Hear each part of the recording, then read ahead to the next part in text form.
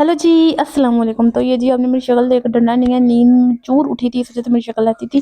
और अम्मी सहरी जो है लगा चुकी थी, अम्मी ने टेबल वगैरह सेट कर दिया हुआ था। बहुत ज़्यादा नींद आ रही थी, इसलिए अम्मी ने टाइम टू टाइम उठाया। फिर जी ये मम्मी को कहती ज़रा ये दिखाओ कटोरी, इसमें क्या पड़ा है, और इसमें बर्फ़ी पड़ी हुई थी, शाम में लेके आया था शायद। फिर जी हमने सहरी सूरी की, उसके बाद जी हम लोगों ने पी ग्रीन टी। नमाज़ शमाज़ पढ़ने के बाद लाइटें शाइटें बंद की और सो गए, क्योंकि सुबह ऑफिस जाना था, टाइम ही सो गए थे। फिर जी सुबह उठे, रेडी शेडी हुए, अतिया और मैं निकले ऑफिस के लिए। ये जी हम ऑफिस जा रहे थे, फिर हमने कहा कि शीशा देख लेते हैं।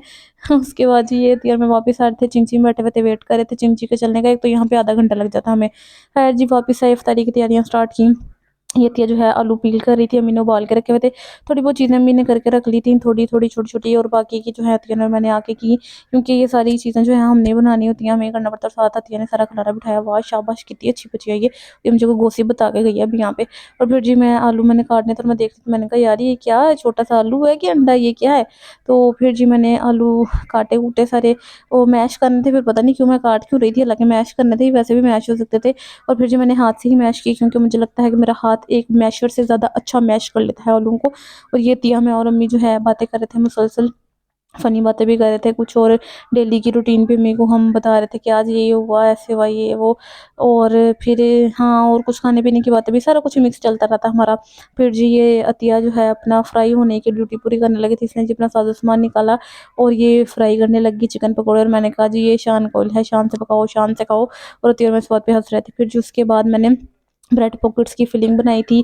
और ये जी फुल वीडियो, मतलब इसकी जो रेसिपी देखनी है उसके लिए आप मुझे इंस्टाग्राम पे फॉलो कर लें, वहाँ पे मैंने स्टोरी भी लगाई हुई है, और हाईलाइट में भी मैंने इसकी वीडियो सेव कर दी है, रमज़ान 2025 के नाम से।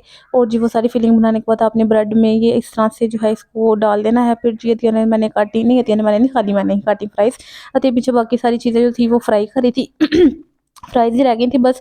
और ऑलमोस्ट रोज़ा भी खुलने वाला था, तो फिर मैंने कहा चलो यार फटाफट फ्राइज़ भी काट ही लेते हैं। फ्राइज़ के बगैर तो ऐसा लगता है कि रोज़ा ही नहीं पूरा हुआ। तो फ्राइज़ होनी तो बहुत ज़रूरी होती हैं, हम सबको बहुत पसंद है। उसके बाद जी ये चिकन पकोड़े, ब्रेड पॉकेट्स, और ये थी फ्रूट चाट, इससे हमने खुला रोज़ा।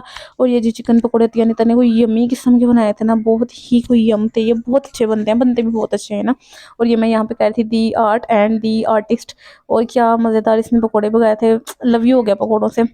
और ये मेरे ब्रेड पॉकेट्स थे, ये भी बहुत अच्छे बने थे। और एज़ यूजुअल अतिया की चिप्स हमेशा एंड पे आती है, और मैं इससे पूछ रही थी कि बहन तुम्हारी चिप्स क्यों लेट हो जाती है। और यहाँ पे गुस्सा करती थी थोड़ा सा। फिर मैंने शाम की टांगे शांगे दवाई, बेचारा थक गया था बहुत ज़्यादा, मेडिसिन वगैरह लेके आया था। फिर मैंने मम्मी को कहा कि यार मुझे ऑयलिंग कर दो, मेरे सर में शदीद किस्म की दर्द हो रही है, थकावट बहुत फील हो रही थी, नींद नहीं पूरी हो रही है आजकल कुछ टफ रूटीन की वजह से। फिर जो ऑफिस के लिए कपड़े प्रेस किए, क्योंकि सुबह बिल्कुल भी टाइम नहीं मिलता।